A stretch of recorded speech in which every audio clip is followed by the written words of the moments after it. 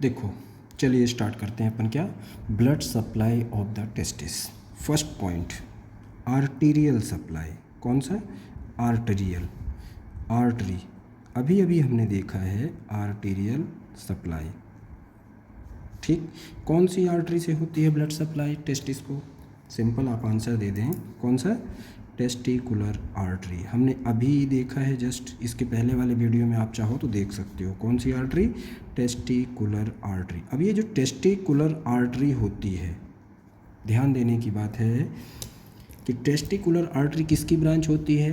Abdominal aorta की। तो branch of abdominal aorta. और किस लेवल से निकलती है? L2 लेवल से, हमने देखा है। और देखो, ये जो टेस्टिकुलर आर्टरी होती है पोस्टीरियरली, हमने देखा है ना अभी। ये देखो, ये देखा हमने कि ये चारों तरफ से एंटर करती है पोस्टीरियरली, मीडियस्टेनम टेस्टिस से एंटर करती है ना। और ये चारों तरफ ये ब्रांचेस बना देती है, मीडियल, लैटरल, है ना। और इसके इनर सरफेस में, और ये पूरी तरह से कौन सी कोट बना देती है? Vascular coat of testis. तो इसी से ही ब्लड सप्लाई होती है, आर्टीरियल सप्लाई होती है। ओके ना बेटा? दूसरा पॉइंट इम्पॉर्टेंट है, इसको ध्यान देना बेटा। सेकंड पॉइंट में हम क्या देखेंगे? Venous drainage. Venous drainage. Venous drainage किससे होता है? Pampiniform plexus. Very very very important. चलो उसको एक डायग्राम के थ्रू अपन देखेंगे। किसके थ्रू देखेंगे बेटा? डायग्राम के थ्रू। सिंपली ये क्या स्ट्रक्चर है? ये है टेस्टिस। क्या है बेटा? ये टेस्टिस। ठीक, राइट एंड लेफ्ट टेस्टिस। ठीक, इसके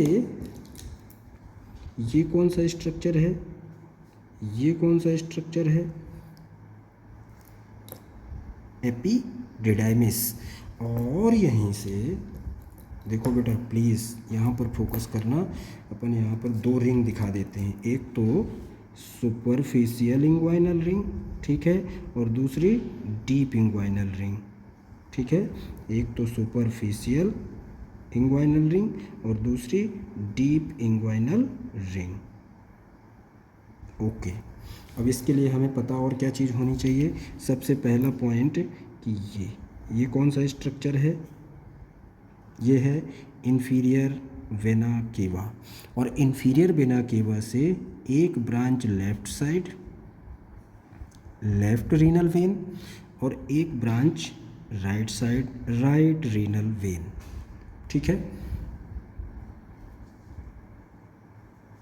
right and left renal vein form होती है।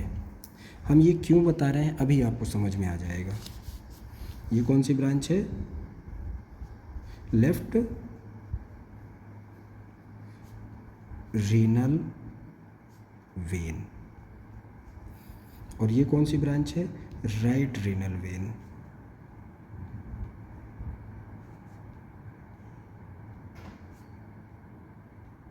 ठीक, ये क्या स्ट्रक्चर है? Inferior vena cava. अब ध्यान देना बेटा यहाँ पर, ठीक है। ये क्या है? Superficial inguinal ring. इसको पूरा कर देते हैं पहले। सुपरफिशियल इंग्वाइनल रिंग, ठीक है। ये क्या है?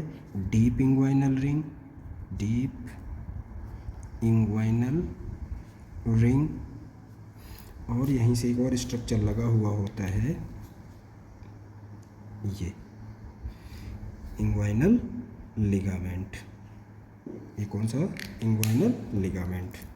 तो ये स्ट्रक्चर है इंग्वाइनल लिगामेंट। वीनस ड्रेनेज कहाँ से होता है, ये इम्पोर्टेंट है, ठीक है।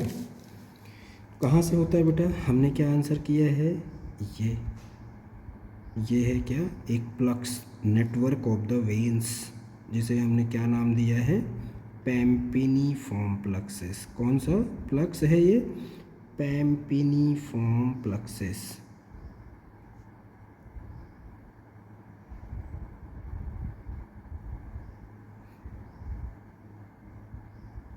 पैम्पिनीफॉर्म प्लक्सस किसके चारों तरफ प्रेजेंट होता है? ये टेस्टिकुलर आर्टरी है ना। तो ये कौन सा प्लक्स है? पैम्पिनीफॉर्म प्लक्सस, पैम्पिनीफॉर्म प्लक्सस। वेरी इंपॉर्टेंट फंक्शन है इसका।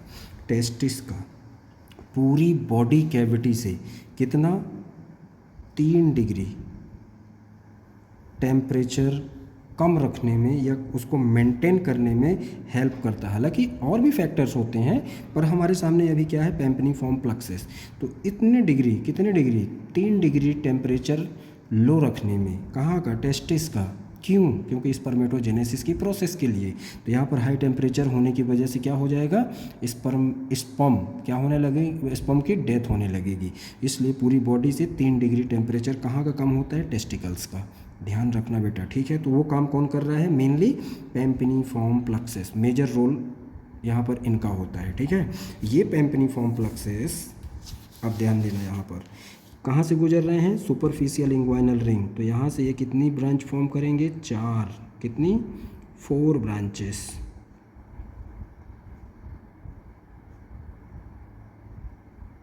ये 4 ब्रांचेस, ठीक है।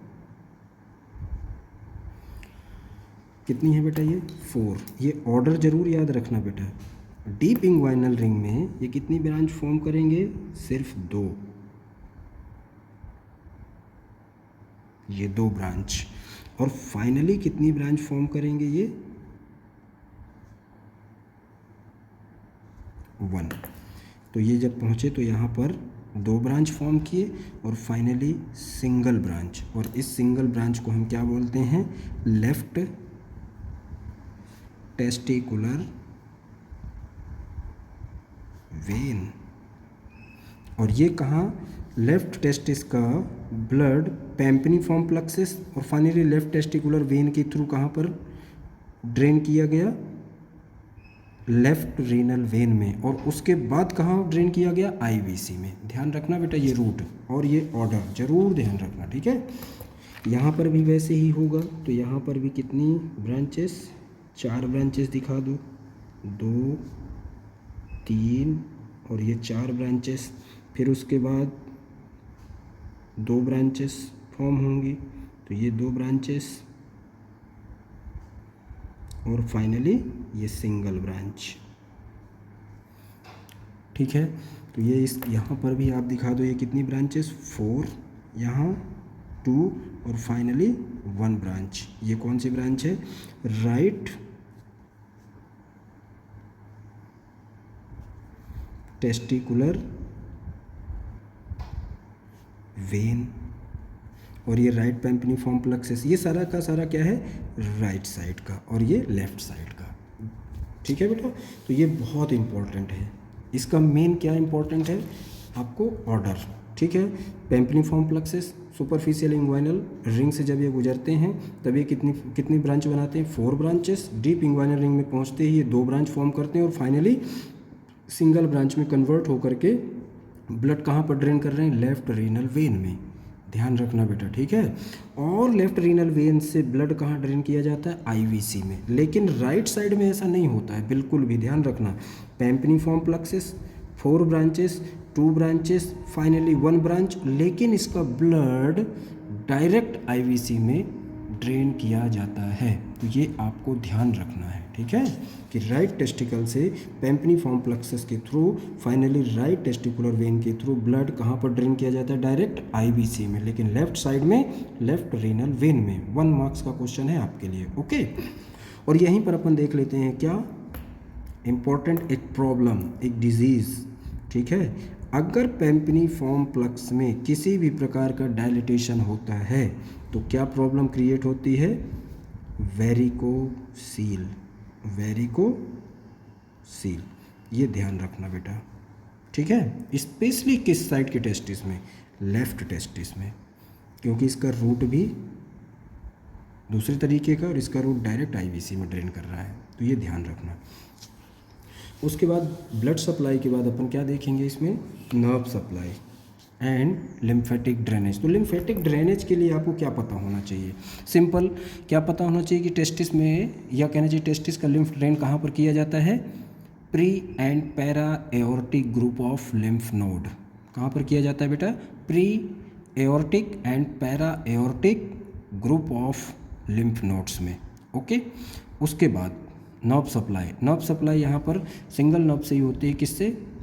जो सेगमेंट है किसका? T10 segment of spinal cord. और ये दो तरह की सप्लाई करती है, एक तो अफरेंट और दूसरा इफरेंट। मतलब अफरेंट और इफरेंट दोनों तरह की जो नर्व सप्लाई होती है वो किससे होती है? T10 से।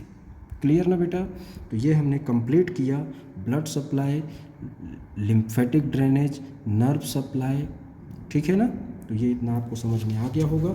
मे बी अगर नहीं समझ में आया तो प्लीज़ मुझे कमेंट बॉक्स में कमेंट ज़रूर करें, जिससे मैं आप लोगों के लिए और भी एनाटॉमी से रिलेटेड लेक्चर प्रोवाइड करवा सकूं। Okay, thank you.